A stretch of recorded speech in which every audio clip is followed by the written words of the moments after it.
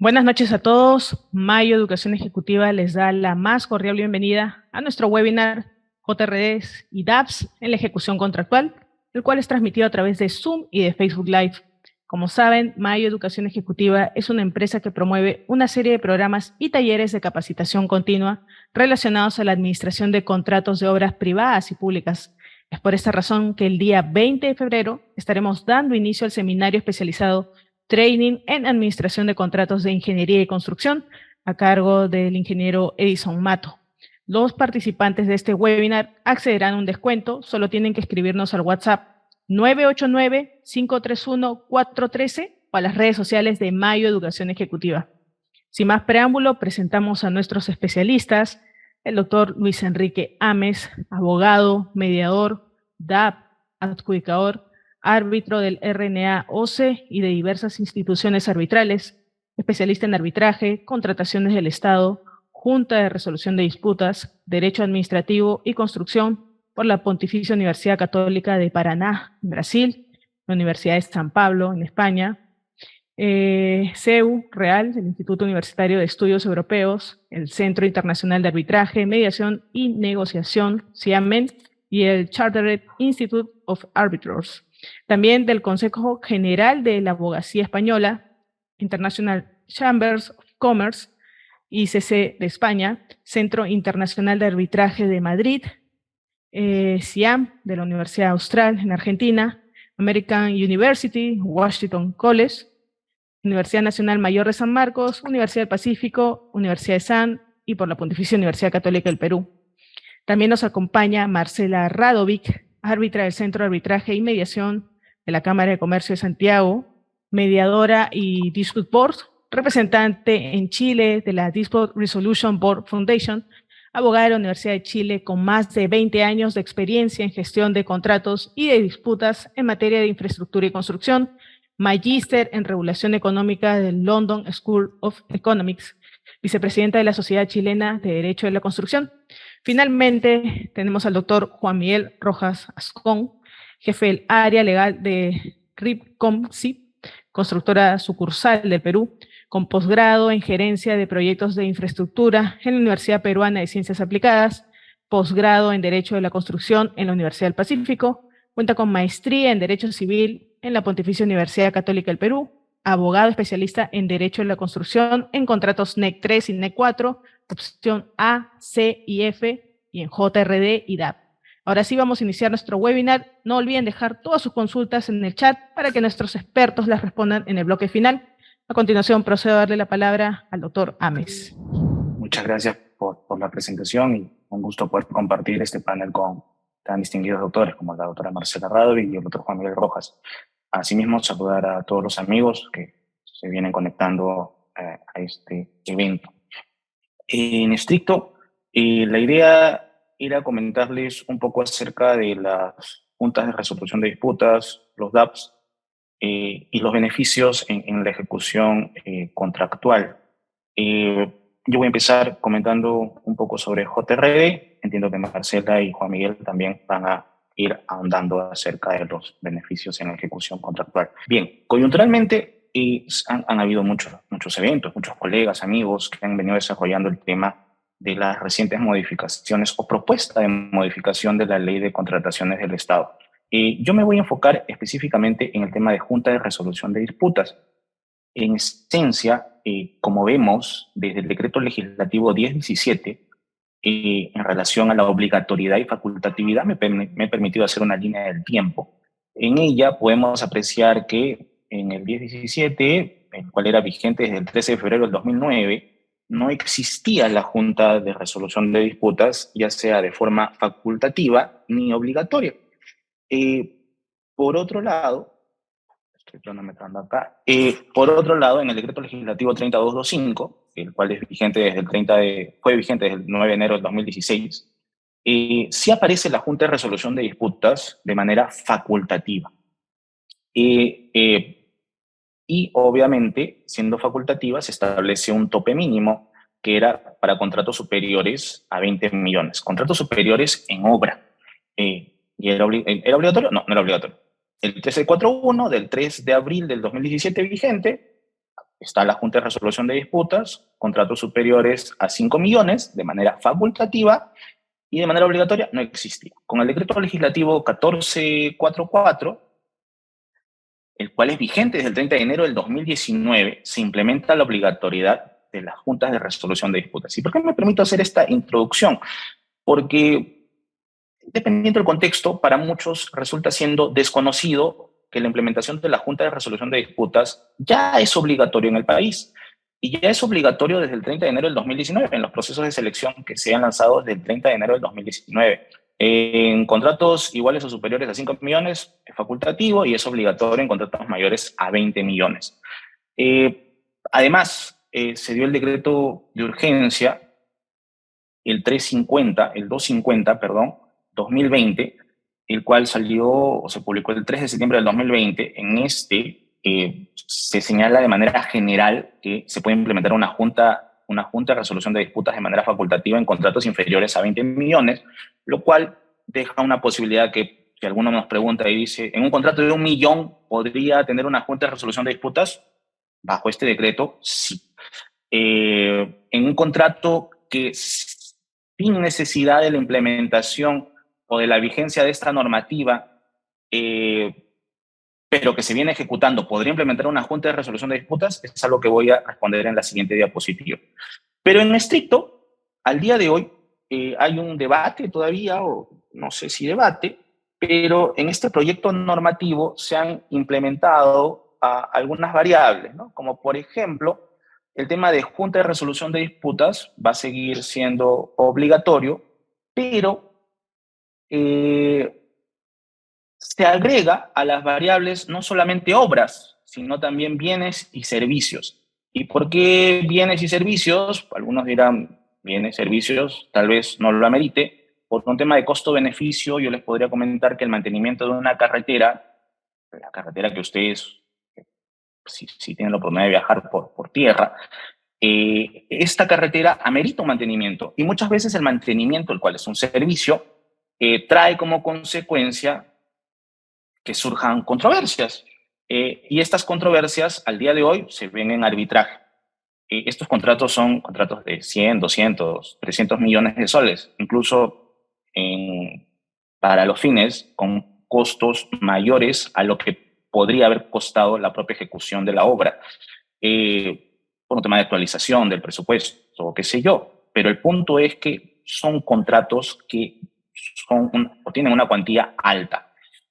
En estos supuestos de servicios, con el proyecto de ley, se plantea implementar la Junta de Resolución de Disputas.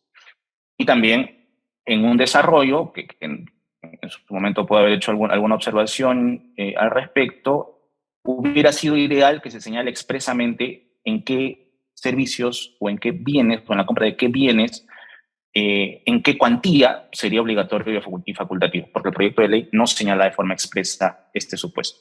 En la siguiente diapositiva, por favor, tenemos un par de opiniones, la opinión 206 y la 200, sí, es la 206, y la siguiente, del 2019, y la siguiente es la 014-2020. En estas opiniones, el tema de la ejecución de la obra, me quedo con la 206-2019 primero. Se señala expresamente que las partes no podrían implementar una junta de resolución de disputas en el contexto de vigencia del decreto legislativo 1341, perdón, en tanto antes que se dé el inicio de la ejecución de la obra. O sea, si tenemos una obra ejecutándose, bajo esta opinión, no podría implementarse la Junta de Resolución de Disputas, con lo cual la tesis que les planteaba con el Decreto Supremo 250 no sería válida. En la siguiente diapositiva, que es la 2020, ¿sí? En esa 014-2020, la tenemos que en el marco de la normativa de contrataciones, en los contratos de obra iguales o superiores a 5 millones hasta 20 millones, las partes están facultadas a pactar en el contrato original o luego de la suscripción la inclusión de una cláusula de Junta de Resolución de Disputas. O sea, en este supuesto, el contexto del 1444, sí me permitía, o sí me permite, en el supuesto que las partes no pactaron tener una Junta de Resolución de Disputas, pero en la vigencia del decreto legislativo 1444, podría implementarse un convenio donde las partes decidan de manera facultativa, vámonos a una junta de resolución de disputas para continuar con la ejecución contractual. Y aquí viene este decreto supremo que en su momento lo analicé y compartí en redes algunas opiniones al respecto. Es el decreto supremo 250/2020. Yo le agradecería que si pasemos a la siguiente diapositiva, por favor. Es la incorporación de la Junta de Resolución de Disputas en la cláusula de controversias para los contratos de obra vigente. O sea, podríamos tener una Junta de Resolución de Disputas en un contrato que se viene ejecutando en la medida o sin importar la normativa vigente aplicable. ¿Qué es lo que estás diciendo, Luis Enrique Gámez? Tal cual, es lo que señala el decreto supremo. Establezcase de manera excepcional que las partes pueden acordar e incorporar en la cláusula de solución de controversias del contrato que la Junta de Resolución de Disputas estén a cargo de soluciones de estas independientemente del monto del respectivo contrato de obra, solo en los casos en los que no se hubiera pactado el contrato de obra original vigente. ¿Por qué? Porque el artículo 2, incorporación de la Junta de Resolución de Disputas a la cláusula de solución de controversias para los contratos de obra vigente. ¿Qué entendemos por vigente? Entendemos todos los contratos que se vienen ejecutando. Es una interpretación que en su momento en la administración o asesorando a alguna empresa que viene ejecutando algún proyecto, la planteé, ha sido muy bien recibida por las partes. Normalmente cuando se ha tratado de implementar la Junta de Resolución de Disputas, pese a su obligatoriedad, sin embargo, no se ha señalado expresamente en el contrato la posibilidad de ir a una Junta de Resolución de Disputas y mucho menos se ha señalado el centro al cual deben ir las partes, con lo cual indirectamente se ve afectado el presupuesto, porque al momento de elaborar el presupuesto nadie toma en consideración los costos que amerita la Junta de Resolución de Disputas. Sin embargo, con este decreto, de alguna manera aterriza la posibilidad de implementar una Junta de Resolución de Disputas bajo los supuestos señalados. Obviamente sigue habiendo ciertas restricciones, ciertas limitaciones, pero como sistema serviría como argumento. Ahora, es interesante analizar este proyecto de ley, estoy analizando el proyecto de ley con la normativa actual, porque en el proyecto de ley hace una observación muy interesante en la exposición de motivos y señala expresamente que la Junta de Resolución de Disputas es un medio de prevención de controversias y no meramente resolutivo. Con lo cual, entendemos, como bien lo deben saber las personas que están metidos bien en el tema de solución de controversias, muchas veces se confunde a un DAP, a una Junta de Resolución de Disputas, con un arbitraje. Y la naturaleza de los DAPs, y consecuentemente de las Juntas de Resolución de Disputas, es prevenir los conflictos. No existen como consecuencia del conflicto. Por ejemplo, el arbitraje y eventualmente una conciliación, el requisito para que se implemente un arbitraje y una conciliación es que exista un conflicto. En este caso, al tener en la normativa vigente una Junta de Resolución de Disputas que acompaña la ejecución contractual de manera permanente, no necesariamente tiene que existir esta implementación de la Junta de Resolución de Disputas con el conflicto. Ya lo he señalado expresamente en este proyecto normativo, en la exposición de motivos, lo cual resulta siendo medio contradictorio con la posición que ha tenido el OCE con algunas opiniones en relación a por qué los costos no deben ser asumidos o deben ser parte de la ejecución contractual. Sin embargo, entiendo yo que son opiniones, son puntos de vista y de alguna manera cada opinión o punto de vista termina siendo importante. Aquí yo les quiero enseñar un video y espero que no me maten los amigos de Mayo. Ayúdenme publicando ese video y con eso un par de cosas más y culmino con mi presentación. Un video veloz, que es algo de 20, 30 segundos, no más. En este video vamos a apreciar algo muy simpático que es consecuencia de la implementación no solo de la Junta de Resolución de Disputas.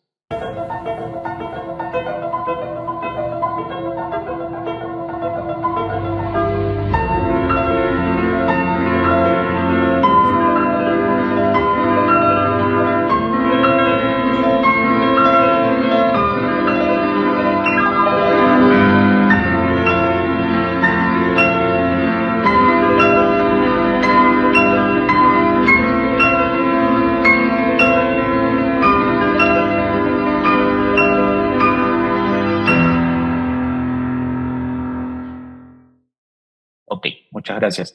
Este es un hospital. y no vamos a hacer promoción a ninguna empresa, pero son unos muy buenos amigos los que han venido ejecutando este hospital. Entonces, el negocio de un contratista y el negocio de una entidad pública que contrata a un privado para cumplir o satisfacer su necesidad es tener esto, tener o satisfacer el fin. El fin es, en este caso, era un hospital. Y para que se entregue este hospital, sí, ayuda a la implementación de una junta de resolución de disputas, pero también ayuda o es parte de un equipo multidisciplinario, administradores de contrato, operadores, gerentes, subgerentes, actitud positiva de muchas entidades o de los funcionarios o servidores públicos que tengan esa actitud colaborativa. Entonces, lo que les quiero decir con esto es que la Junta de Resolución de Disputas, los DAPs, sirven, existen desde el 2019, no es algo que apareció ayer, pero la ejecución de la obra va de la mano con una Junta de Resolución de Disputas, con un panel de un DAP, y también va de la mano de todos los profesionales, que todos juntos forman parte de un gran cuerpo humano. Este gran cuerpo humano no podría decir el ojo es más importante que la nariz o que la boca o que el corazón. Cada uno cumple un rol principal. Y la idea de la implementación o la ejecución contractual vinculada a la solución de controversias es que mitiguemos el riesgo de que exista controversias, se prevenga la posibilidad de que exista un conflicto. Una gran manera de poder llegar o evitar un conflicto es que sí, la Junta de Resolución de Disputas, quienes integran un panel en un DAP, puedan visitar la obra, puedan estar en obra y puedan atender las necesidades básicas que requiera la propia ejecución de la obra, dentro de sus funciones, obviamente. Quería compartirles esto, espero que les haya gustado y de mi parte eso sería todo en base al tiempo que nos han brindado. Muchas gracias. Muchas gracias, doctor Ames, por la exposición. Ahora procedemos a darle la palabra al doctor Juan Miguel Rojas Ascón.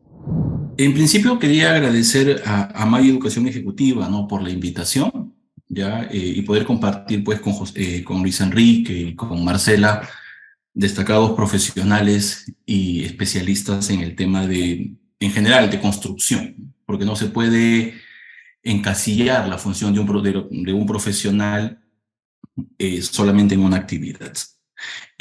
Cuando me invitaron a participar de este conversatorio, de esta charla, de ese taller, me dijeron como tema las JRD y los DAP en la ejecución contractual. Y claro, tengo presente que académicamente en la literatura existe una diversidad de beneficios, ¿no?, de algunas posiciones encontradas también. Sin embargo, quise plasmar básicamente mi experiencia con este mecanismo de solución de controversias o de prevención de controversias. En esa medida, he considerado los siguientes aspectos, ¿no? ¿Cuáles son los beneficios de la JRD y de los DAP en la ejecución contractual? Yo creo en lo particular que uno de los grandes beneficios que presentan estas formas de prevención de controversias es que disminuye la cantidad de procesos arbitrales y los costos que estos generaban. O sea, en mi experiencia profesional he podido advertir que estos contratos de infraestructura o de mantenimiento de carreteras, por ejemplo, por cada contrato existían una diversidad de procesos arbitrales. Yo he llegado a conocer contratos de infraestructura con 30, 40 procesos arbitrales distintos.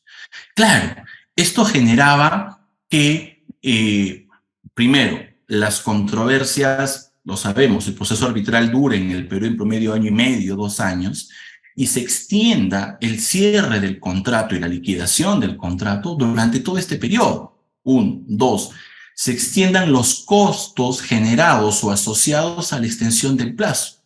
Háblense de todos los costos indirectos, ¿no?, los gastos generales. Entonces, la aparición a partir del 2019 en nuestra legislación, como bien mencionaba el doctor Ames, ha generado que todos los procesos arbitrales vinculados a un contrato de infraestructura se reduzcan. De hecho, los arbitrajes de infraestructura en el Perú se han disminuido gracias a la implementación de la JRD. ¿Por qué? porque como sabemos, ya no se instalan diversos tribunales arbitrales, puesto que para yo poder ir al arbitraje necesito haber entregado o haber recepcionado previamente el proyecto. Ahora, es importante también evaluar y tener presente que en el Perú existe, yo creo, o sea, me queda claro que con los contratos NEC, los contratos FIDI, que son contratos que últimamente tenemos en boga y que estamos utilizando como herramientas contractuales, usualmente la posición del funcionario público con la ley de contrataciones no es una posición de colaboración. Ojo, no estoy criticando, solo que entiendo también que ellos cautelan los intereses del Estado y también tienen que mantenerse atentos a la participación de Contraloría. Entonces, si nosotros evaluamos, por ejemplo, los pedidos de ampliación de plazo, es frecuente que los pedidos de ampliación de plazo derivados en la aprobación de prestaciones adicionales o demora en la absolución de consultas, así el contratista tenga derecho a la ampliación de plazo, sean desestimadas. Y muchas veces esta declaración de improcedencia de las ampliaciones de plazo no tiene un sustento técnico y un sustento legal, sino básicamente tiene un sustento de responsabilidad. ¿Por qué de responsabilidad?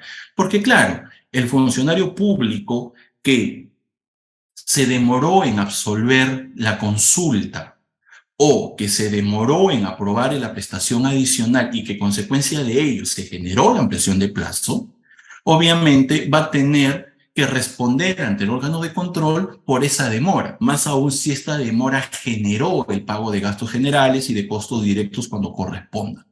Entonces, estos pedidos de ampliación de plazo, por más que impacten en la programación y por más que le generen un perjuicio al contratista, siempre son rechazados. Y claro, eso generaba, por ejemplo, que el contrato de ejecución de obra no tenga plazo contractual porque todos se encontraban en arbitraje. Y como hemos mencionado al inicio, el arbitraje demoraba en promedio año y medio, 2 años y medio. Y el contrato seguía ejecutándose pese a no tener plazo contractual. Al menos en los gobiernos centrales, de mi experiencia, o los órganos del gobierno central esperaban hasta que terminen los arbitrajes para ver si correspondían o no penalizar al contratista.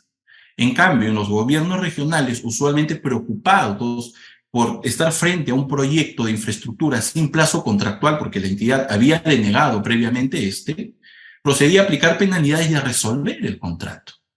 Y claro, esto era un caos. Era un caos porque no existía la más mínima protección al interés público, porque ya los funcionarios preocupados, ¿qué decían? Decidían resolver el contrato previa aplicación de penalidades porque ellos no habían aprobado ampliaciones de plazo, sabiendo incluso en muchos casos que el contratista sí tenía derecho a una ampliación de plazo por demora en la aprobación de adicionales, por demora en la absolución de consultas. Y acá una precisión. Muchas veces he escuchado, no solamente en conferencias, he leído alguna vez algún texto que señala que las ampliaciones de plazo no se deben dar porque el contratista, y disculpen el uso de esta palabra, vive de los gastos generales. Y créanme que yo he trabajado muchos años en el Estado, y ahora que estoy del otro lado de la vereda, yo puedo afirmar que eso no es cierto. No es cierto porque los gastos generales establecidos en el presupuesto del proyecto usualmente son menores a los que realmente paga el contratista. Claro, establecen a un residente de obra, por ejemplo, con muchos años de experiencia. Sin embargo, cuando establecen una remuneración para este profesional, la remuneración supera por poco la remuneración mínima vital. Pasa exactamente lo mismo con los gastos financieros. Las fianzas en el Perú son muy caras. Sin embargo, los gastos establecidos en el presupuesto nuevamente son bajos. Entonces, el contratista finalmente, ¿qué hace?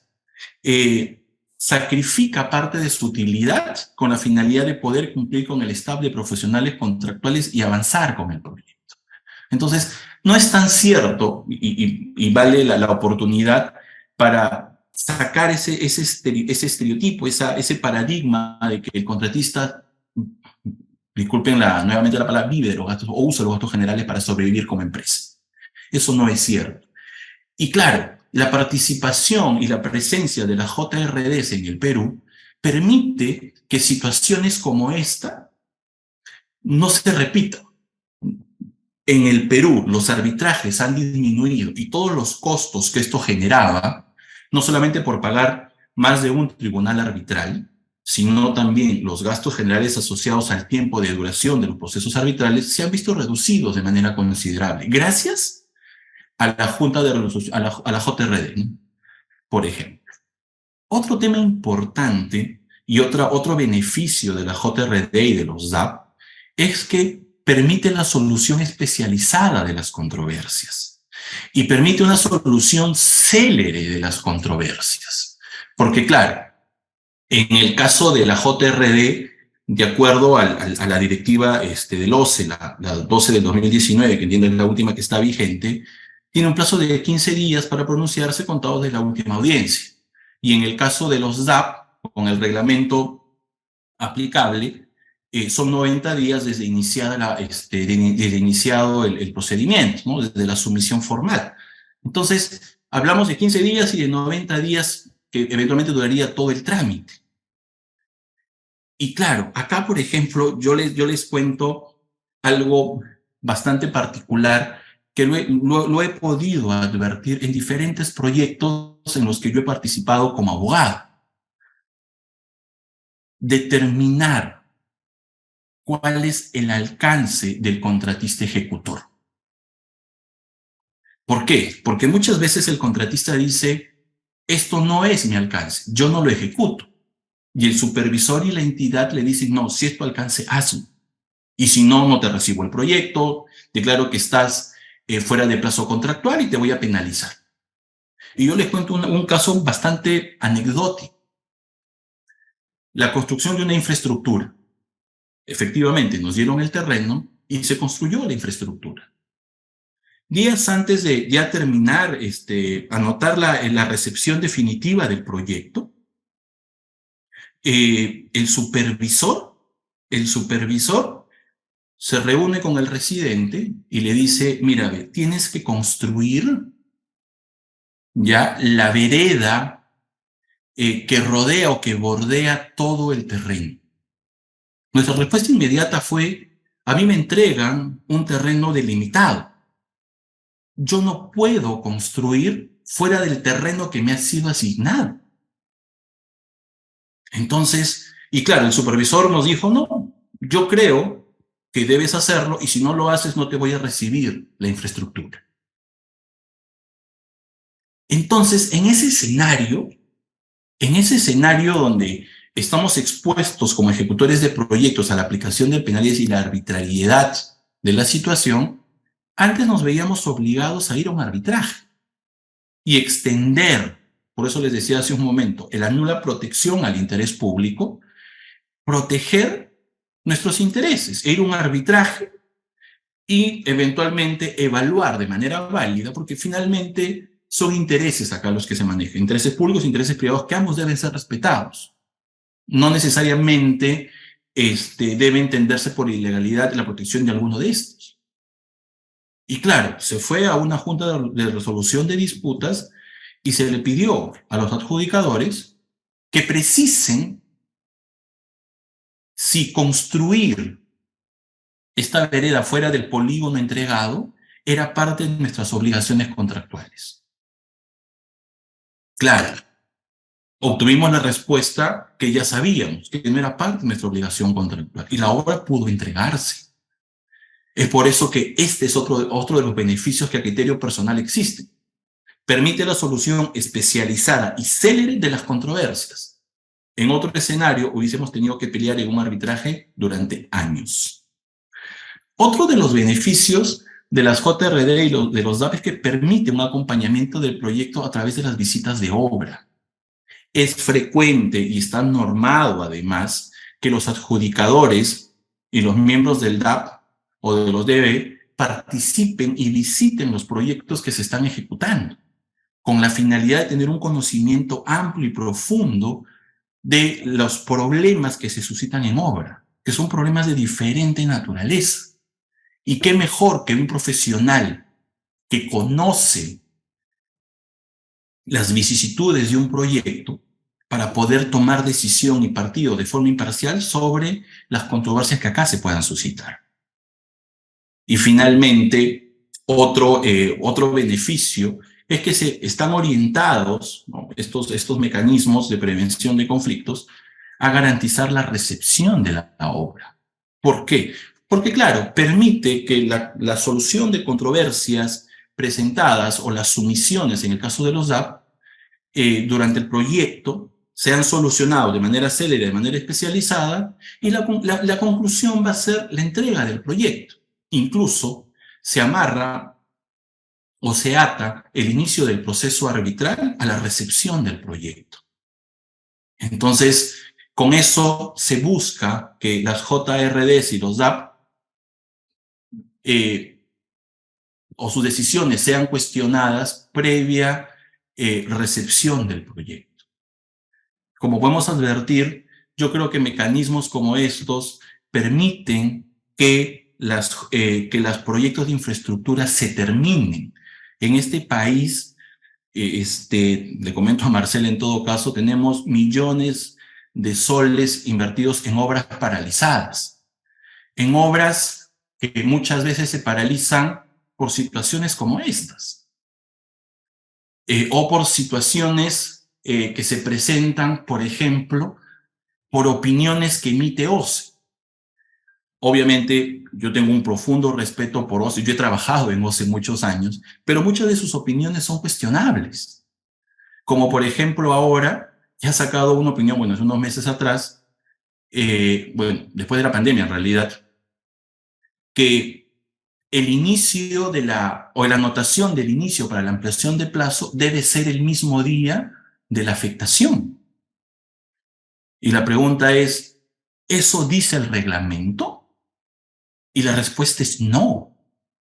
Y otra pregunta que cae de madura es, ¿OCE con sus opiniones puede establecer condiciones y requisitos que el reglamento no establece? Y nuevamente la respuesta es no. Sin embargo, al haber sido emitido por OCE, los miembros, los adjudicadores y los funcionarios públicos tienen presente esta opinión.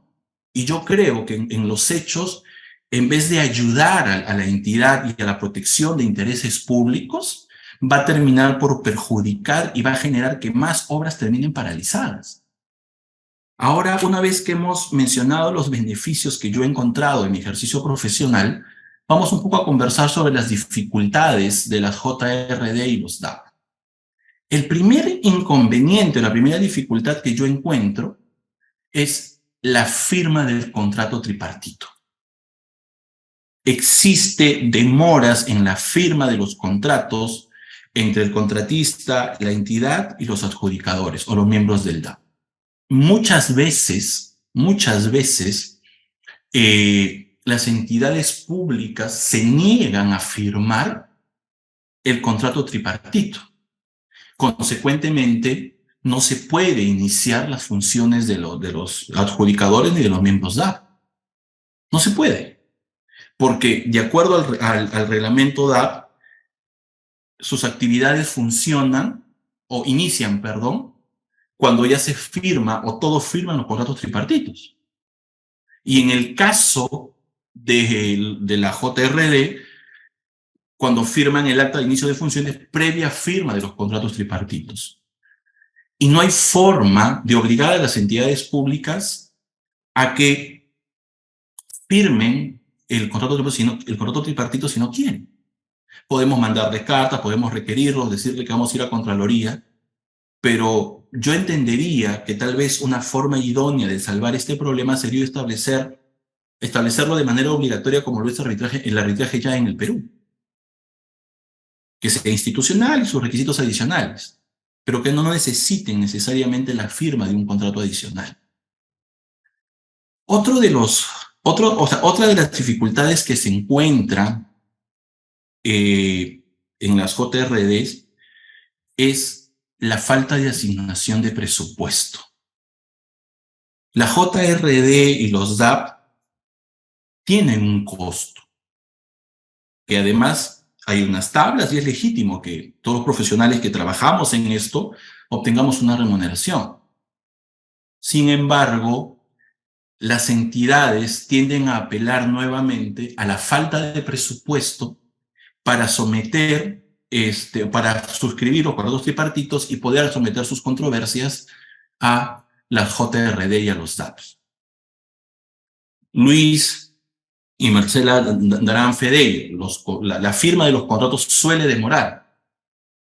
En las entidades serias te dicen, estamos pidiendo presupuesto, habilitación de presupuesto para poder firmar los contratos. Pero claro, exceden ampliamente en muchos casos los plazos establecidos en los reglamentos internos. Y claro, ahora más aún con la opinión de OCE, si no mal recuerdo, es la 133, que establece que el costo de los DAP no debería estar o no formar parte del presupuesto del proyecto. Y otra dificultad que yo sí considero importante mencionar es la competencia de las JRDs.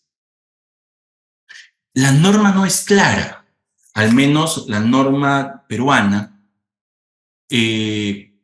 respecto a si la JRD puede o no puede resolver o pronunciarse sobre la resolución de contratos. ¿Y por qué digo que no es clara? Porque la directiva, la 1219, que entiendo es la última, establece en su numeral 7.6 que la JRD no pueden ser sometidas, no pueden ser sometidas a JRD las controversias sobre nulidad, inexistencia, ineficacia o invalidez del contrato. Entonces, establecido así, el marco de ineficacias e invalidez bajo la ley de contrataciones con el Estado sería como el cuadro que tienen en pantalla. Inexistencia, que es una categoría que genera muchas controversias, ¿no? Porque algunos se refieren a inexistencia como consecuencia de la declaración de nulidad. Otros se refieren cuando, pese a haberte otorgado la buena pro, no se firme el contrato, porque sabemos que los contratos con la ley de contrataciones son contratos formales que deben estar escritos necesariamente, más aún por los montos que se juegan en infraestructura. Entonces, tenemos a la inexistencia, tenemos a la invalidez, que es el género de la nulidad, y tenemos a la ineficacia, ¿no? ¿Y cuáles son los supuestos de la ineficacia? Tengamos que presente que invalidez e ineficacia son conceptos que son género, son conceptos amplios. Y dentro de la ineficacia tenemos a la resolución de contrato propiamente dicha y a la suspensión, ¿no? Que es este acuerdo entre el contratista y la entidad para suspender el plazo contractual. Y claro, los gastos generales que se van a pagar como consecuencia de la suspensión que requiere un acuerdo entre el contratista y entidad son aquellos vinculados directamente o que se derivan de manera directa de la suspensión. Entonces, claro, bajo esta norma, la resolución de contrato, por ejemplo, no podría ser objeto de competencia o de revisión por parte de las juntas. Sin embargo, esto no termina de ser diáfano ni claro. ¿Por qué? Porque la JRD, por definición, y también está en el reglamento, va a resolver todas las controversias que se deriven en la etapa de ejecución del proyecto. Entonces, tenemos una antinomia aparente. Por lo tanto, yo creería que sí debería definirse con claridad sobre qué materias son competentes los adjudicadores y los miembros DAP. Porque con esto se zanjaría el problema. Y el problema no es menor porque, claro, pensemos en el siguiente escenario. Me resuelven el contrato. Yo tengo dos opciones. O me voy a la JRD o me voy al arbitraje. En el caso de los contratos NEC y los FIDIC, entiendo que no hay problema porque los plazos no están sancionados con caducidad. En cambio, bajo la ley de contrataciones sí. Y recordemos que los plazos de caducidad no se suspenden. Los casos de plazos de caducidad no tienen esta limitación. Transcurren porque transcurren, de manera inexorable. Entonces, si yo opto por asistir a una junta de resolución de disputas y los adjudicadores me dicen que no son competentes, yo ya no podré ir al arbitraje porque mi plazo habría caducado y consecuentemente habría perdido la oportunidad y el derecho de cuestionar una resolución contractual en sede arbitral.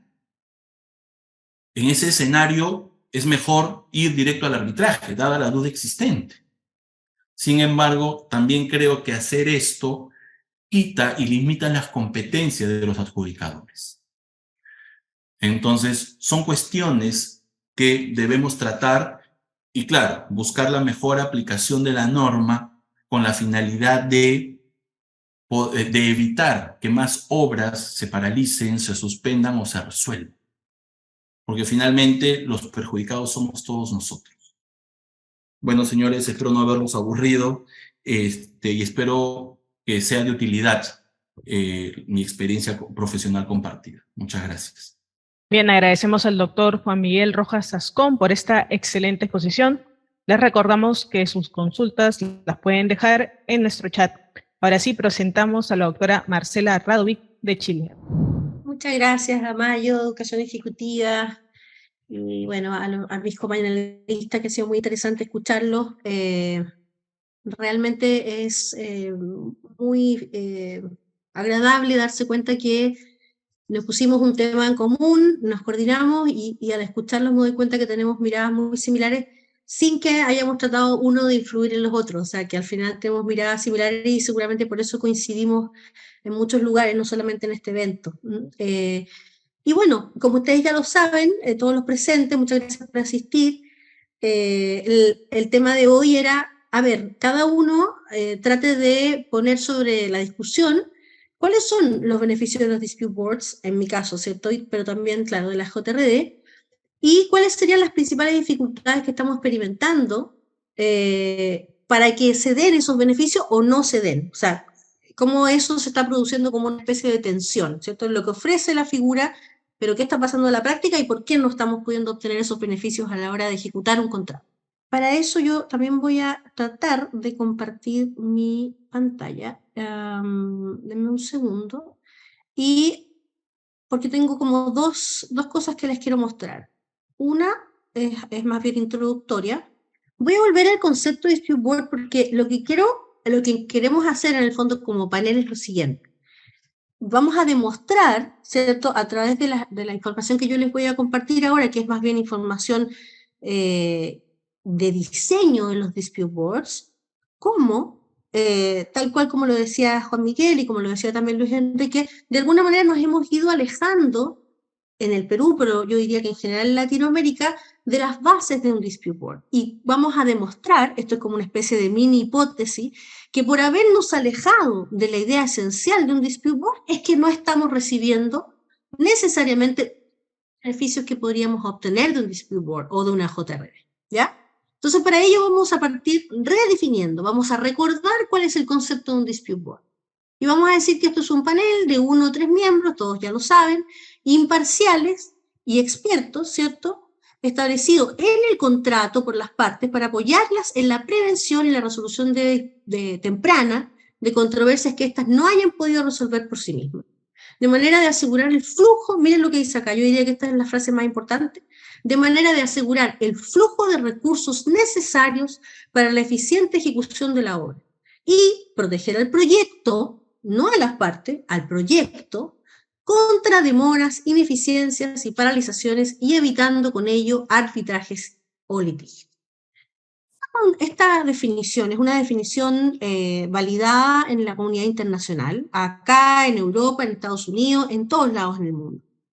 ¿Ya? Como ustedes saben, más de 3.000 proyectos han utilizado dispute board en el mundo desde el año 1975 y en todos los casos, con muy poca, o sea, yo diría que más del 98% con increíbles resultados a la hora de prevenir el surgimiento de disputas, pero también de resolverlas, ¿ya?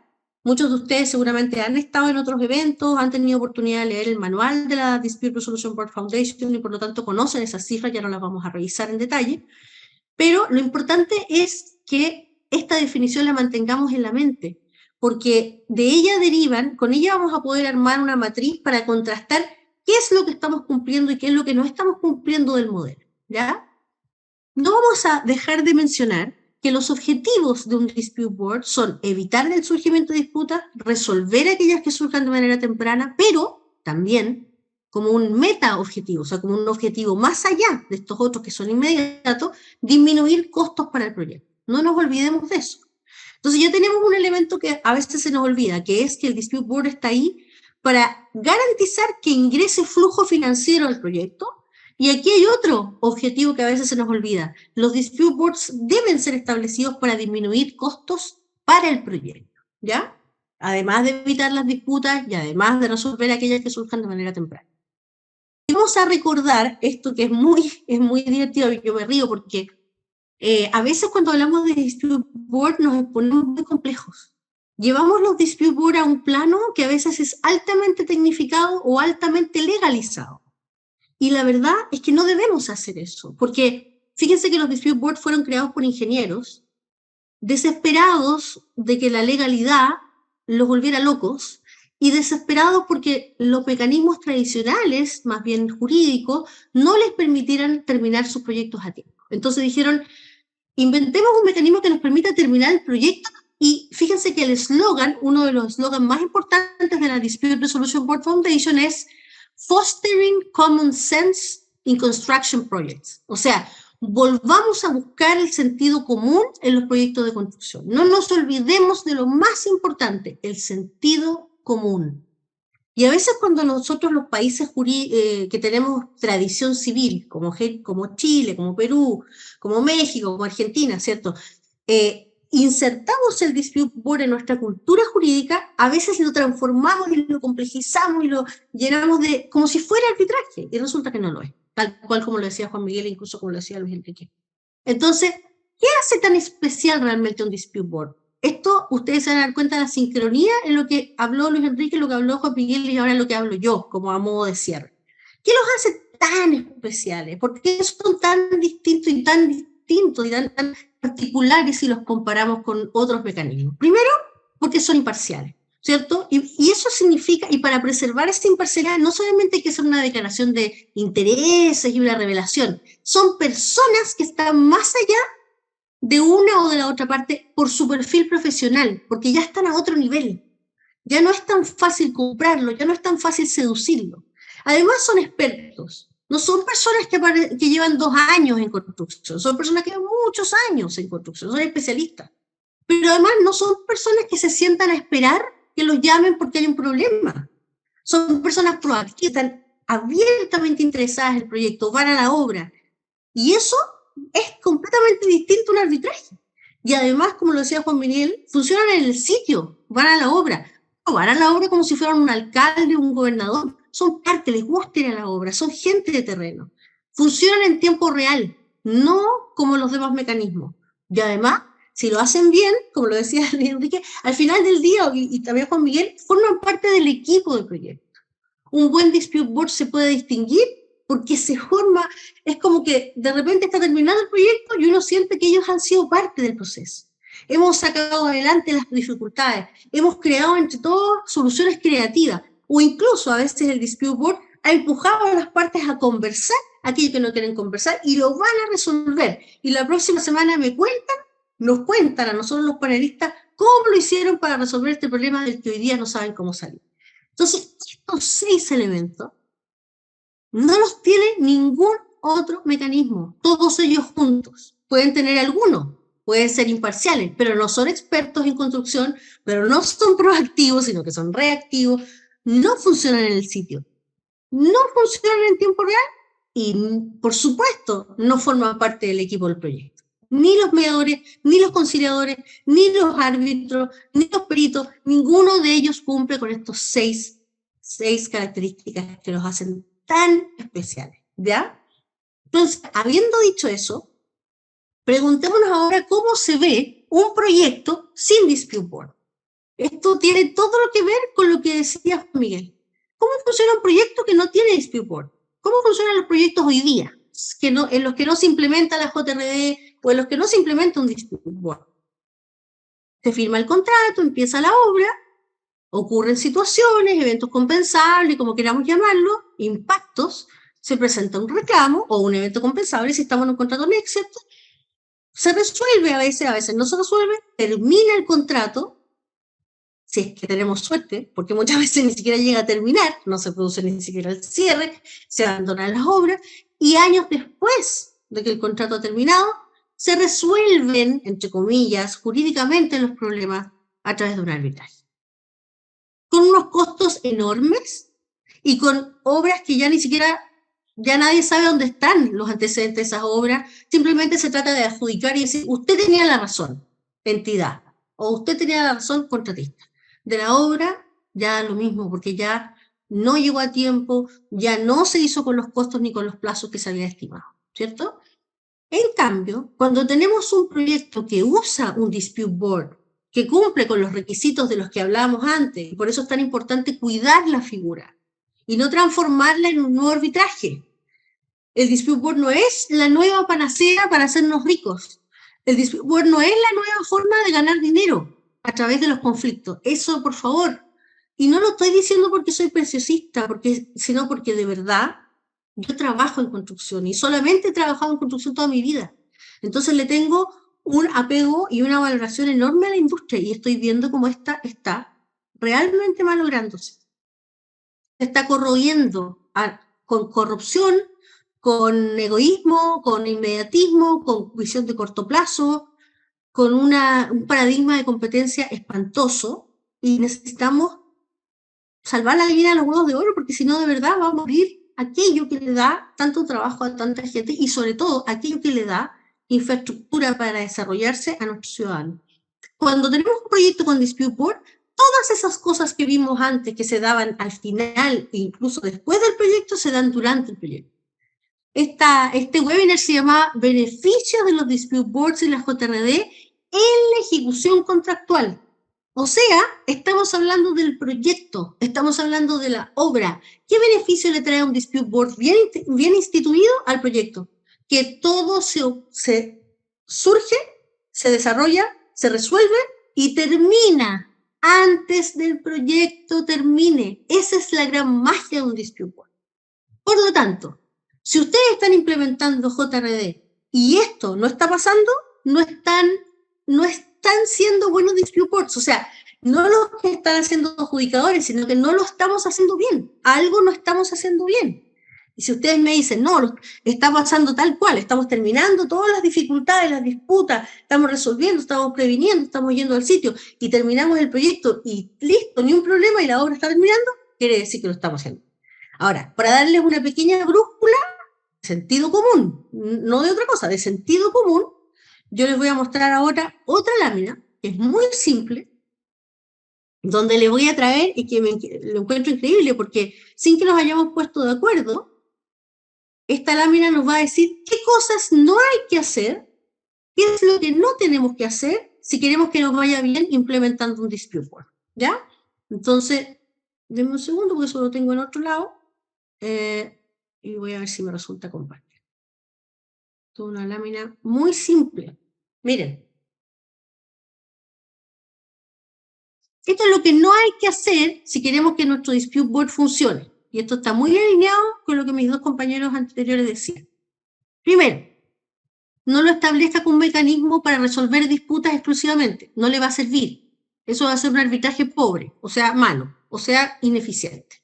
¿Ya? Si usted quiere un dispute board, como la gente, o sea, como fue creado, como fue ideado por aquellos ingenieros en el año 1975 en Estados Unidos, institúyalo como un mecanismo standing board. ¿Qué significa eso? Al inicio del proyecto, una vez que se firme el contrato, nunca más allá de 3 semanas desde que el contrato entre las partes ha sido firmado. Si los funcionarios no quieren firmar el tripartito, si no hay presupuesto para ello, como decía Juan Miguel, no está haciendo bien las cosas. Y en Chile, por lo menos les cuento, cuando alguien no hace bien las cosas, hay sanciones. Listo, eso se llama abandono de deberes, eso se llama no cumplimiento de las labores del funcionario. O sea, señor, usted tiene 3 semanas para implementar el dispute board y si usted no hizo todo lo que tenía que hacer, entonces merece una sanción. Pero es divertido, le tenemos miedo a otras cosas en el Estado. No puedo pagarle al contratista porque van a creer que soy corrupto. Yo necesito que el dispute board me obligue. Y cuando las personas no firman el contrato tripartito a tiempo, no pasa nada. Los incentivos parece que no están bien puestos, no están donde deben estar. Segundo, no constituyendo el dispute board oportunamente. Juan Miguel lo dijo muy claro. A veces, no a veces, en muchas situaciones las JRD no se están constituyendo. Yo estuve mirando números la otra vez.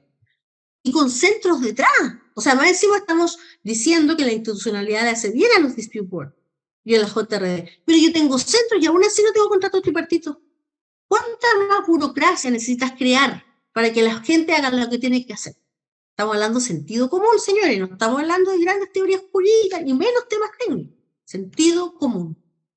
Tercero, limitando las facultades del dispute board o el ámbito de su competencia. O sea, me imagino que las 90 y tantas personas que están conectadas ya pensaron que eso es una JRD. Toda la doctrina que se ha generado para decir qué es lo que podemos hacer. Oye, no le quites facultades a la JRD. Amplíasela, porque el dispute board fue concebido para conocer de todo. Nada que los adicionales sí, o si es que superan no sé cuánto, todo. No hay limitación. Sentido común. ¿La JRD qué hace? Listo, la creamos, pero la creamos manca. Entonces, no puede conocer, pero ¿por qué hacen eso, hombre? Es que realmente no entendieron el dispute board. Realmente en el camino algo pasó, un coágulo muy en el cerebro y limitando las facultades. Falta sentido común, señores. Entonces, si ustedes, que son las 92 personas que están conectadas acá, tienen alguna injerencia en las reformas legales que hay que hacerle a la JRD, volvamos al sentido común, presionen, empujen, conversemos sobre esto, no a las limitaciones a la facultad. Si no, mejor empaque la JRD, guárdela y traiga otra cosa, pero no use dispute board, porque la JRD no puede ser la hermana pobre del dispute board. Estamos mal, realmente estamos mal. Lo único que había que hacer era crearla tal cual como fue concebida. Imagínense. Pero en Latinoamérica somos los reyes de inventar la rueda. Siempre lo digo, y no me voy a cansar de decirlo. No sé por qué. Creo que es por falta de humildad. Creo que es porque nos creemos, siempre hay alguien que se cree brillante, y no lo es, pues. Porque lo único que había que hacer para ser brillante era instituir el mecanismo como había sido concebido. Nombrando gente que no tiene las habilidades personales o las habilidades o la experiencia técnica o jurídica que requiere ese profesional. No nombre al amigo, no nombre al que le cae bien, no nombre al que le quiere dar trabajo porque está cesante. Nada que ver. Un dispute board tiene que realmente estar estatuido y formado por reales expertos. Nombrando solamente a una persona para ahorrar. Por favor. La concepción del dispute board con un solo miembro existe, pero es para pequeños proyectos, muy pequeños. Para proyectos medianos o grandes, 3. ¿Por qué? Porque 3 es multidisciplinaridad, porque 3 es consenso, porque 3 piensan mejor que 1. Entonces te vas a ahorrar no sé cuántos soles para gastar no sé cuántos más soles, porque esa persona sola no va a poder contrastar sus decisiones. Nadie es perfecto. Fíjense que yo, que compongo hartos dispute board en Perú, pero también en otros países en Latinoamérica, a veces yo misma no estoy bien ese día, estoy con mucho trabajo, no sé qué, y planteo una idea y mis 2 miembros me dicen, Marcela, disculpa, pero ¿no será más razonable que hagamos esto otro? Brillante que yo haya tenido 2 compañeros de edad. O sea, es más posible que se escape una decisión irracional o poco razonable o con poco sentido común cuando hay un solo miembro de cuando hay 3. Entonces, no abusemos del miembro solo, porque no es lo mejor, no es la mejor práctica. En no sé cuánto lugar, 1, 2, 3, 4, 5, 6, 7. En 7º lugar, excesiva formalidad y rigidez, esa ya no la sabemos de memoria. Los dispute board no son arbitrarios. Sáquense las pelucas blancas, sáquense los grandes todas las grandes palabras, las citas de mil. No, el dispute board es sentido común. Rough justice. ¿Qué significa eso? Justicia simple, justicia que quizás no es tan estupenda, porque no es jurisdicción. Entonces no necesita tanta parafernalia, no la necesita, es más, no le gusta.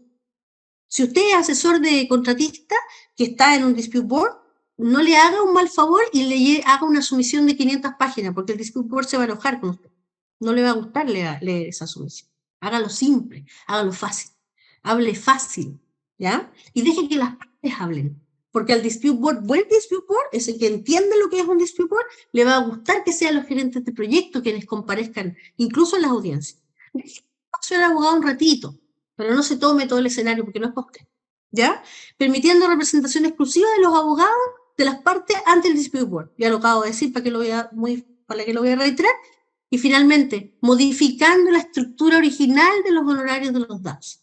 Los dispute board fueron concebidos con honorarios de dos tipos: retainer fee y honorario diario. No empiece a hacer el suma alzada, o que mire, a mí ya me pasó.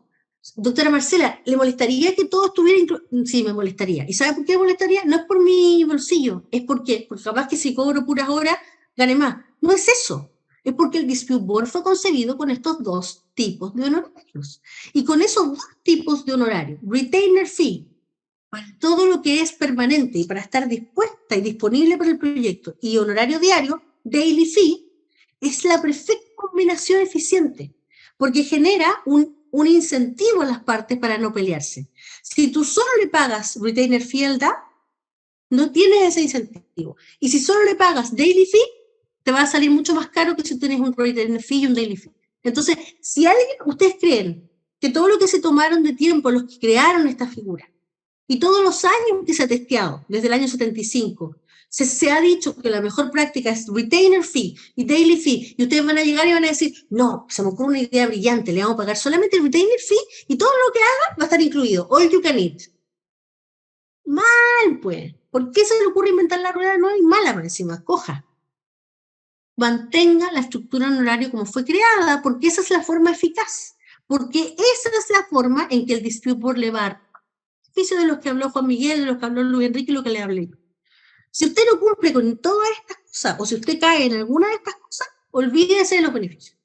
Va a tener uno, dos, más o menos. ¿Qué es lo que está pasando? Y fíjense que aún así, mis panelistas previos, Luis Enrique y Juan Miguel, nos hablan de que igual hay beneficios. O sea, imagínense los beneficios que tendríamos para la industria si estuviéramos implementando el dispute board bien. Entonces, ¿a qué estamos llamados? Si vamos a hacer dispute board que no nosotros JRD, cumplámoslo como es. Si no sabe cómo es, métase a la Dispute Resolution Board Foundation y hay un montón de recursos que son gratis.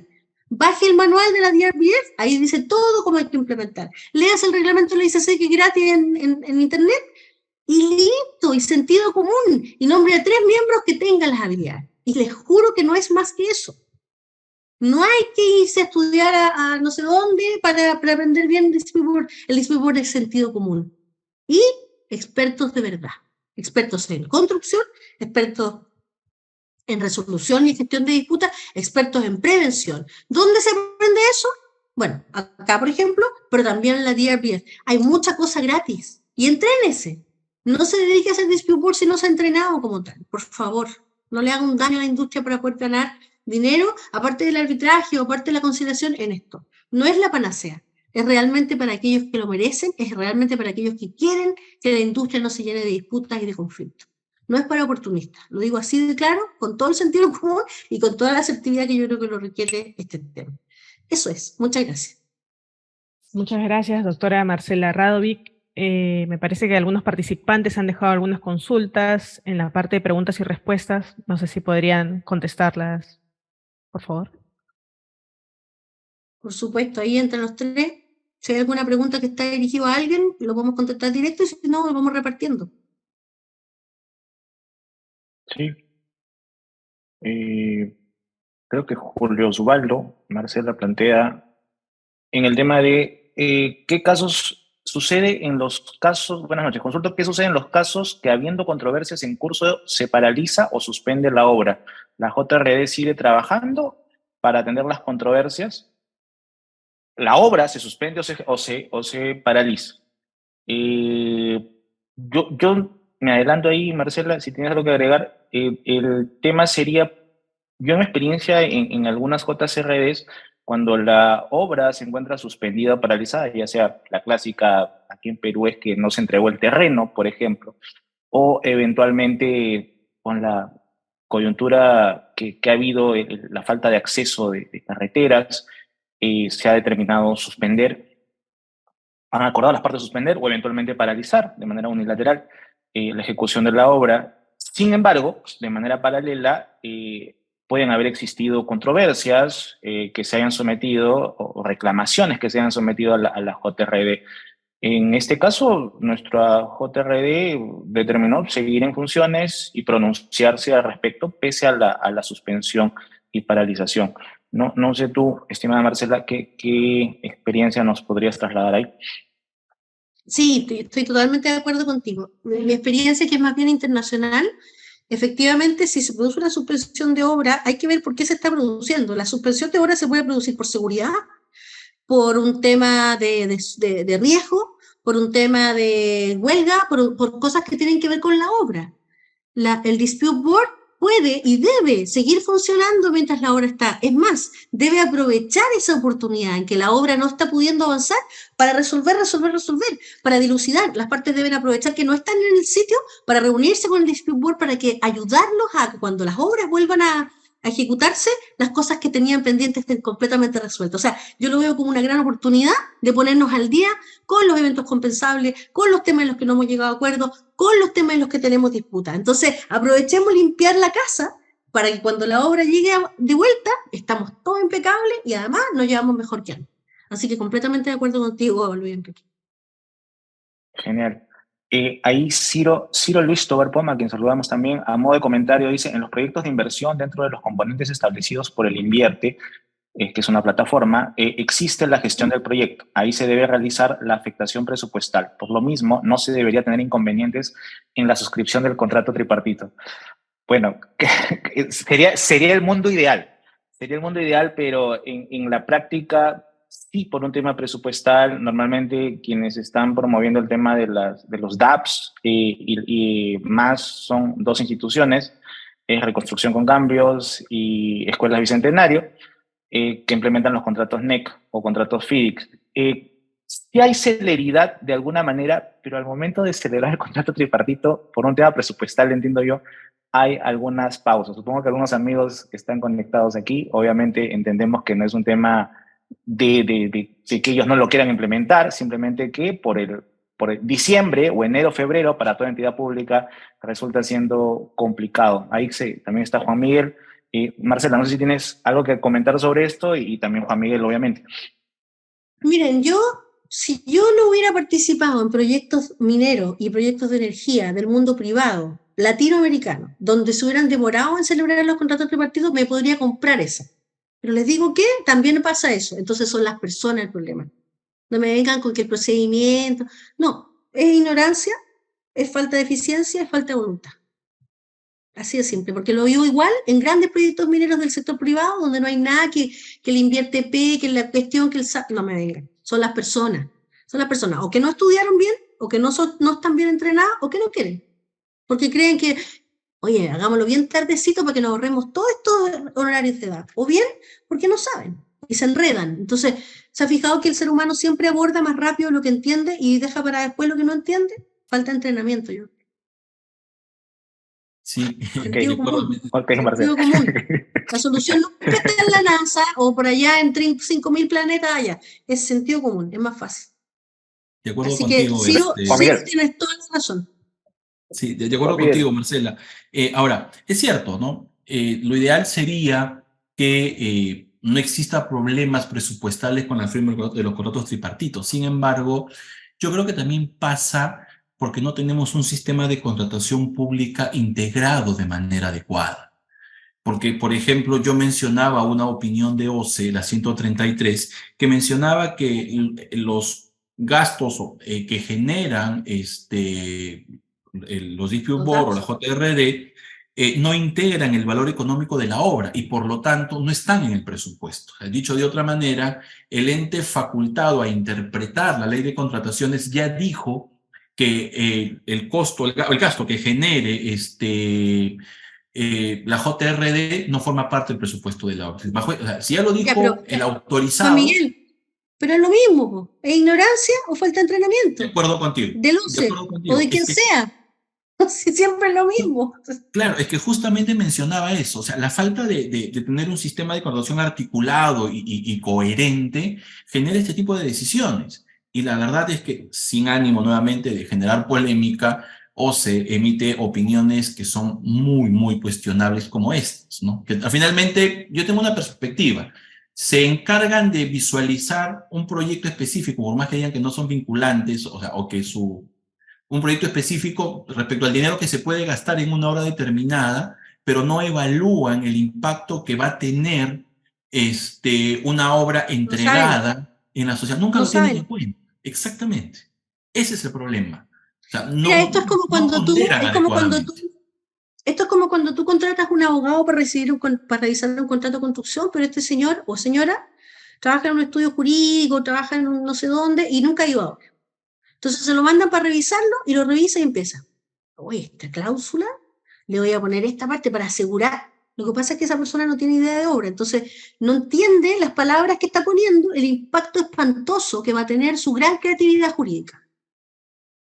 Entonces, si tú contratas un contrato a un abogado de construcción, por eso yo una vez desesperada escribí un artículo súper humilde que dice, ¿cómo elegir un buen abogado de construcción? Imagínense la desesperación, porque es importante que la gente que va a emitir opiniones aquí, en la Contraloría, en el OCE, donde quieran, me da lo mismo, en Chile, en el panel técnico, me da igual, sepa de lo que está hablando. Y eso de estar hablando, eso que yo te digo, saber de lo que está hablando, no es porque yo lo sepa, es porque no es que sepa de otras cosas, es que sepa de esto. Y esto se llaman proyectos de construcción. De acuerdo Y de proyectos de contigo. construcción no es la gran entelequia de no sé dónde, sino que realmente te das cuenta que si tú cambias esta letra y le pones 2 comas y inventas un requisito nuevo o le quitas facultad a la JRD, estás creando en un universo paralelo que se llama proyecto de construcción un hecatombe. No, no lo sabe. Por eso no lo crea.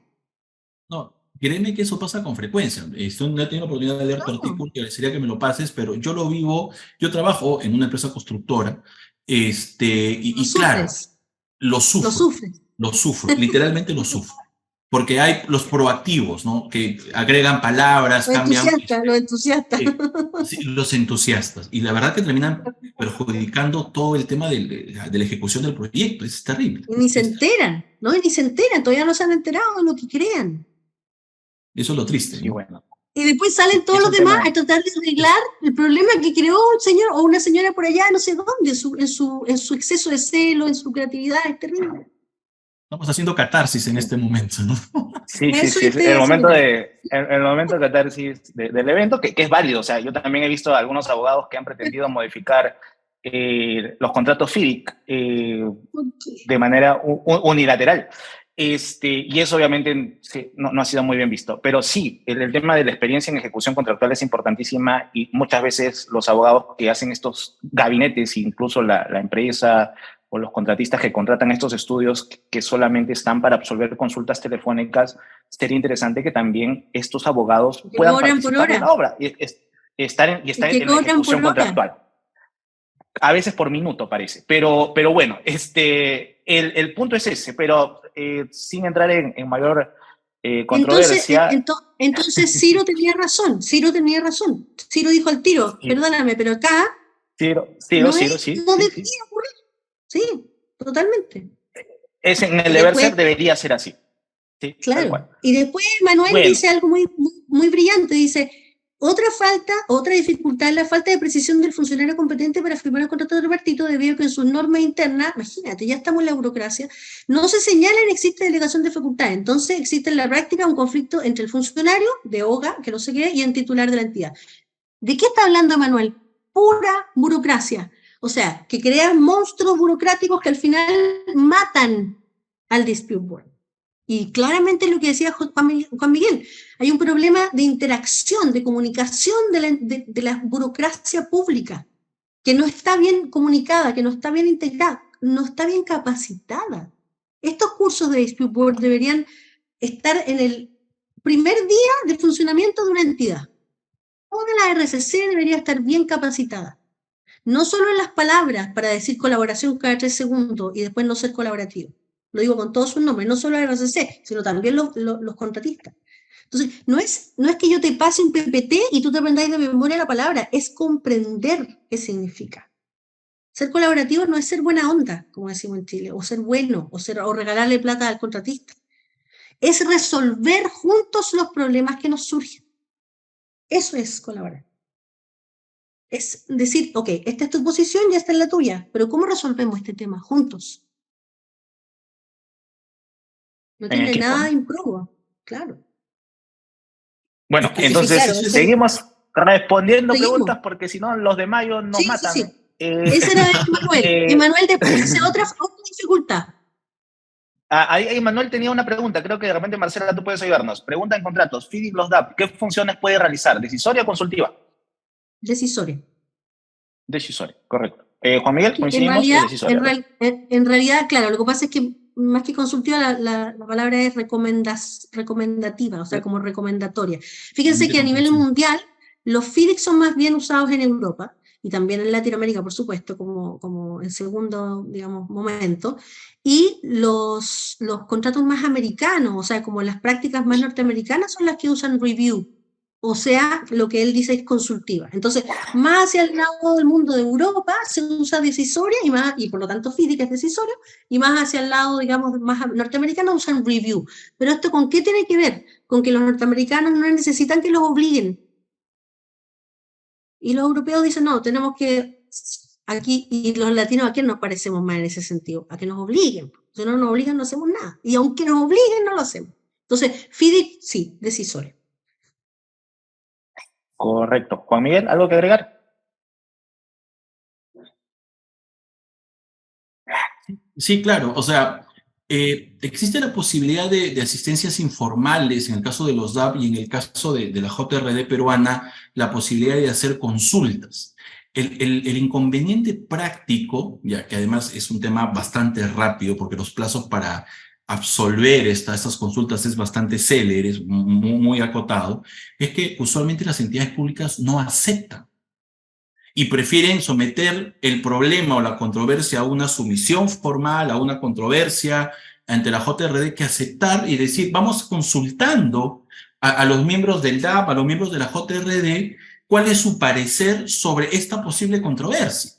Pero en la práctica, eso no pasa. Y la verdad es que no termino de entender si es por temor o por desconocimiento o por ambas cosas, pero que finalmente es una herramienta útil para poder ir avanzando en la ejecución del proyecto, pero en los hechos no sucede. Tal cual.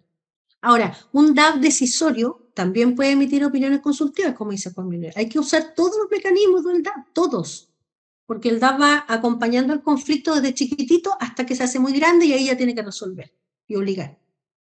Claro, lo que pasa es que ahí va la consulta, supongo yo, no en un contrato FIDIC, pero sí en la implementación de la Junta de Resolución de Disputas en la normativa Ley de Contrataciones. Los roles que tiene la JRD son la de emitir decisiones vinculantes para las partes y la posibilidad de absolver consultas, pero la condición de estas consultas es, vale hacer la precisión, que sean de manera conjunta. Y si ambas partes se ponen de acuerdo, lo cual es relativo y poco probable, en pedirle una consulta a la JRD, esta recién ahí se encuentra legitimada para emitirla. Entonces, sí, en la ley de contrataciones, en el contrato, y no regulado tal cual en el contrato FIDIC, ¿no? Claro, pero en FIDIC todos los DAPs son decisorios, independiente que puedan emitir opiniones consultivas. Todos los DAPs son decisorios, todos son vinculantes. Y de hecho, FIDIC 2017 solamente hoy día rescata de A a B, o sea, Dispute Avoidance Adjudication, y esa segunda A es decisorio. Lo que pasa es que yo creo que aquí Emanuel, cuando usó la expresión consultiva, creo que se refería a recomendaciones, porque si no nos metemos en la lógica de la opinión consultiva, que es otra facultad, que es recomendativa, o sea, que no es obligatoria. Espero no haberlo enredado más, pero es que así me gusta. Correcto. Miguel Ángel Solano, la importancia es que todos los miembros designados de la JRD no solo conocer la norma de contrataciones del Estado, sino el criterio para aplicarlo. Obviamente el tema del criterio es importante, ¿no? Algo que decir al respecto. Miguel Ángel. Sí, bueno. tal cual. Pero fíjense que no solo José, es ley de contratación del Estado, porque si te vas solo por ley de contratación del Estado, de nuevo te metes a la entelequia. Un dispute board, de verdad, lo que tienes que entender bien es el contrato, no la ley, porque no es jurisdicción. ok. José Luis Mandujano, a quien saludamos también, buenas noches. ¿Cuál es la diferencia entre JRD y un DAP? Ese todo el... Yo creo que Luis Enrique ya lo resolvió, pero bueno, hagamos un paralelo, pues, que así cortito. Diferencia. El dispute board funciona y en la JRD menos. Porque no cumple con los... ¿Se acuerdan cuando les mostré la lámina de lo que no hay que hacer? La JRD tiene hartas de esas. Limita las facultades. No cambió la forma, la idea original de cómo pagarle los honorarios a los DAPs. Porque ahora hay algunos... Nombra, la JRD es un solo miembro. O sea, tiene hartas problemillas. Entonces, por favor, modifíquenla. Okay. Para que vuelva a ser anotado entonces ahí supongo que el doctor Juan Miguel tiene algo que decirle al doctor Mandujano. No, José de Luis. acuerdo con lo que mencionó Marcela. Ya, yo ahora me callo. Okay. No, nos van a vetar ahora en el video. Bueno, ¿cuál es en sí el espíritu de la JRD? ¿A qué se debe su nacimiento? ¿Es por desconocimiento de las normas que regulan la ejecución de obras? ¿Se debe tener la JRD o se debe capacitar mucho más a los ingenieros? ¿Están mal dadas las normas o no están claras? Y bueno, no queríamos encendernos, pero bueno, no sé. Marcela. Es culpa de nuestros asistentes que están preguntando justo ahí donde se incendia todo. A ver, yo creo que las normas de la JRD hay que modificar. Yo creo que ya existe conciencia de eso. Yo he ido a un montón de eventos y la gente está consciente en Perú de que tiene que modificar esa regulación. Esa regulación es deficiente. Porque inventaron la rueda cuando ya estaba inventada y la inventaron mal. Entonces, no todos los que la hicieron, pero le cortaron las alas al dispute board. Entonces, vuelvan al sentido común, vuelvan a darle facultad a la JRD para que conozca de todos los asuntos. Dejen que los honorarios de los adjudicadores sean como tienen que ser, para que lleguen a esa JRD las personas que realmente son top of the line. Y para que, como dice mi amigo Roberto Hernández en México, ser JRD no sea una chambita más, que no es una chambita, es para lo mejor de lo mejor, la crema de la crema. Entonces hay un problema regulatorio y también, a propósito de lo que decía Juan Miguel, hay problemas en cómo se interpreta. O sea, tenemos problemas en cómo está concebida la JRD y además tenemos problemas en cómo se ejecuta la pobre, que ya ni siquiera esto igual tiene problemas, pero además la ejecutamos mal. Entonces está en los dos niveles. Pero partamos por arreglar la regulación y después ejecutémosla bien. Ok. Juan Miguel. Sí, claro, coincido con Marcela y además creo que es una tarea pendiente, es una deuda que tiene el sistema, en este caso OCE, de capacitar adecuadamente a sus funcionarios públicos, Contraloría también, respecto a, en principio, cómo funciona una obra pública, cómo funciona su contrato y después cómo funcionan estos mecanismos para prevenir las controversias. Porque, objetivamente hablando, en mi experiencia al menos, a veces las interpretaciones que hacen del contrato y de la ley son bastante antojadizas, bastante subjetivas y claro, finalmente terminan afectando el proyecto. Y claro, eso evidencia que tengamos millones de soles nuevamente en obras paralizadas, obras que no tienen ningún tipo de utilidad para la sociedad. Entonces, yo creo que hay una deuda pendiente de los órganos del Estado de capacitar adecuadamente a sus profesionales, no solamente ingenieros, abogados también, porque como dice Marcela, hay abogados que se creen especialistas en construcción y lo único que hacen es, terminan siendo proactivos en la redacción de los contratos porque no conocen el impacto real que va a tener su proactividad en la ejecución del proyecto. Sí, claro, y totalmente de acuerdo con el tema de que no solo ingenieros, ¿no? Muchas veces cuando uno participa en una JRD o un DAP y llega a obra, los ingenieros o supervisión o quienes están ejecutando el contrato te ven como que ahí llegaron mis enemigos, ¿no? Los odiamos porque ellos van a querer imponerse, van a querer darle la razón solamente al contratista y van a dar la contra a todo lo que nosotros como supervisión les negamos. pero en realidad no, la JRD, el DAP, no es el enemigo de nadie. Y obviamente, más que capacitar a los ingenieros, todos, siempre es importante seguir actualizándonos, seguir capacitándonos sin importar la carrera que tengamos. Pero sí, el rol que desempeñamos es el de ser eficientes y efectivos en la ejecución de la obra. El estimado Hugo Sologuren, maestro de maestros, nos manda saludos. A ti, Marcela. Me sonroja doctor, aquí don Hugo, que es lo máximo, y para encima claro me sí. hace ahí un piropo. Gracias, don Hugo. Claro que lo admiramos todos. Un fuerte abrazo para el maestro Hugo Sologuren. Juan Eduardo Mendoza nos manda también saludos desde México. Gracias por ello, un fuerte abrazo para él. Karin Zambrano, también una árbitra muy conocida, manifiesta, totalmente de acuerdo, Marcela, lastimosamente en el Perú el manejo de contratos privados en construcción dista largamente de la ejecución dentro del Estado. Y sí, muchas veces por falta de entrenamiento y experiencia. Sí, okay, coincidimos. Y si lo dice porque lo sabe, ¿eh? Que tiene la experiencia como para decirlo. Sí. Y ya para ir terminando, Bernabé Félix Ventosilla, en los casos de laudos arbitrales existe un dispositivo del MEF indicando que sus costos deben ser incorporados a la obra. Puede ser de la aplicación similar para los costos de la JRD. ¿Es una pregunta? Sí, yo tengo una pregunta. En los laudos arbitrales, un dispositivo del MEF existe un dispositivo del MEF indicando que sus costos deben ser incorporados en la obra. ¿Puede ser de aplicación similar para los costos de la JRD? Yo diría que sería ideal, pero ahí, particularmente hablando, el problema no es el tema de que se implemente en una aplicación o en el propio sistema. El problema es que muchos contratos, al día de hoy, con la ejecución estando en ejecución de obra, se dan cuenta y dicen, oye, ¿de qué año es el contrato? 2019. Es obligatorio implementar la JRD por un tema normativo. ¿Y a dónde vamos? ¿A qué centro? No se señaló en el contrato. Entonces, no se señaló en las bases, no se señaló en el expediente técnico un presupuesto asignado para el pago de los integrantes de la JRD. Entonces, es un círculo vicioso. Eso pasa nomás aquí en Macondo, en Latinoamérica. O sea, aquí en Latinoamérica pasa que dictamos leyes y no le damos presupuesto. No. Exacto.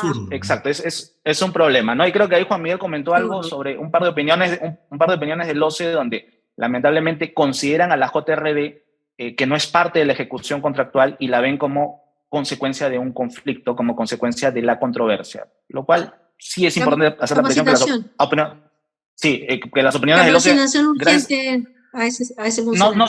son, gracias a Dios, las opiniones del OCE no son vinculantes, pero como opiniones sirven, afectan al sistema.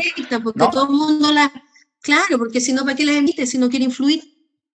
Y imagínate un funcionario público que está sometido al control de la Contraloría General de la República, el funcionario de la Contraloría ve que hay una opinión de la OCE, todo el mundo se afecta, entonces no serán emitidas para que no las cumplan. Entonces habrá que capacitar a esas personas que están emitiendo opiniones que están yendo a producir problemas de ejecución. O sea, ahí el Estado tiene un problema grave de coordinación interna, grave, burocracia. Correcto. Bien, entonces creo que eso sería, bueno, Jorge Valer, gracias, dice muchas gracias por sus apreciaciones, y Jean Alex Pajuelo dice, la pregunta era más dirigida a la siguiente, ¿es necesario las JRD si se tuviese el dominio de la normativa, leyes, reglamentos, contratos, etcétera? ¿No? Sí. No, por eso, Jean Alex, en realidad ahí el tema es recordar que los dispute, yo quiero hablar de dispute board porque las JRD de verdad les faltan como decimos en Chile, chauchas para el peso. O sea, le falta, no sé cómo le diríamos, 3 chauchas para el sol. O sea, a la JRD le falta un poquito para hacer un dispute board. Pero el dispute board no ejerce jurisdicción. Por lo tanto, no necesita ser un abogado el que integre el dispute board del país. Yo soy dispute board en México y cuando tengo que hacer, o en Quito, y cuando tengo que hacer en Ecuador, me tengo que estudiar las leyes, por supuesto, de Ecuador. Tengo que tener una formación jurídica. No necesito ser abogada de la barra de Ecuador o de la barra de chileno. Pero sí es necesario, si se trata de un tema contractual, que en ese dispute board idealmente exista multidisciplinaridad. Por eso siempre se habla, ojalá que hayan 2 ingenieros y un abogado. 2 abogados y un ingeniero, a mí me parece demasiado. Ya ahí empezamos con problemas. Es como, demasiado. Es mucho mejor que tenga un fuerte componente técnico y un integrante que sea abogado, pero cada proyecto es un mundo. Habrá proyectos que tengan un componente técnico más fuerte, habrá proyectos que tengan un tema, pero en general es mejor la multidisciplinaridad. Y con que haya un abogado, ya estamos bien, Jim, Alex Pajuelo, para que esa persona no necesita haber estudiado ley de contratación del Estado, ni la directiva emitida ayer por no sé quién. Eso es criterio. Y como no es jurisdicción, no pasa nada, porque tú te lees esa normativa y haces una interpretación de acuerdo a tu formación jurídica. No requieres ser experto en esas leyes o en ese país. De hecho, déjenme decirle, mejor todavía si nuestros queridos profesionales peruanos ejercen fuera del Perú. Mejor todavía si yo, como chilena, ejerzo fuera de Chile, porque así no hay tanto clash, no hay tanto conflicto de interés. Y obvio que yo no soy la más experta en leyes ecuatorianas, pero creo que es mejor que yo ejerza allá, porque nuestros países son pequeñitos y todos nos conocemos y los conflictos de intereses son mucho más fuertes en nuestros países que afuera. Entonces sí se necesita un bagaje jurídico, pero no tienes por qué ser experto en esas leyes, en esos reglas. Tienes el criterio jurídico para resolver, junto a tus amigos y tus compañeros y copanelistas ingenieros. Hay una Excelente. particularidad. Juan Miguel. Los abogados que estamos metidos en el tema de construcción, siempre esperamos que haya menos participación de abogados que de ingenieros, ¿no? O sea, mientras menos esté el abogado presente en la construcción, creo que es mejor, ¿no? O sea, justamente por eso Marcela recomendaba que haya más ingenieros siempre que el abogado. Obviamente el abogado debe participar y tener experiencia en construcción, pero mientras menos participe es mejor incluso. Porque así las cosas van a fluir. No es la gran estrella el abogado. Exactamente. Uno nunca buen abogado de construcción no es la gran estrella, es el que está detrás de su cliente y lo manda a hablar al cliente. Le dice, tú anda toda la negociación, yo estoy aquí. Pero no es el que sale a hablar y se pone la toga negra y habla puras cosas difíciles porque está puro embarrando. El abogado no es la estrella en estos proyectos. En este caso son los ingenieros y los arquitectos. El abogado ayuda. Mientras menos participe, menos litigiosidad habrá y el proyecto avanzará. Y eso es un abogado colaborativo. El resto son abogados litigantes. De acuerdo contigo. A veces no termina de entenderse la participación de los abogados de construcción en la construcción propiamente, ¿no? Se piensa que el abogado llega y genera litigio. No, el abogado que trabaja en una constructora, en mi caso, por ejemplo, es el abogado que busca la colaboración. Mientras menos participe el abogado es mucho mejor. Claro, y al servicio siempre, al servicio del proyecto. Exactamente. Perfecto. Veo que somos muy bien, señores. Ahora los abogados ya no nos quieren, pero los ingenieros y arquitectos nos adoran. Bueno, gracias, estimada Marcela, gracias, estimado Juan Miguel, y gracias a los amigos de Mayo, a las personas que se han quedado conectadas hasta ahora. Y bueno, siempre a su disposición. Y eso sería todo, creo, de parte de nosotros. No sé si tuvieran algo más que agregar, sus palabras finales, que no sea parte de la catarsis, por favor, ya hablemos algo. No distinto. Es catarsis, estamos tratando de reconducir a la industria a los proyectos y no a otros negocios que son adláteres. Nada, agradecerle a los participantes y ha sido un gusto escucharte, Luis Enrique, y un gusto conocerte, Juan Miguel, acá en interactuar contigo. Y yo creo que al final estamos tratando todos de que las cosas se hagan bien y de que los incentivos sean los correctos. Así que yo encantada de participar, he aprendido mucho. Muchas gracias. Gracias a ti, Marcela. Juan Miguel.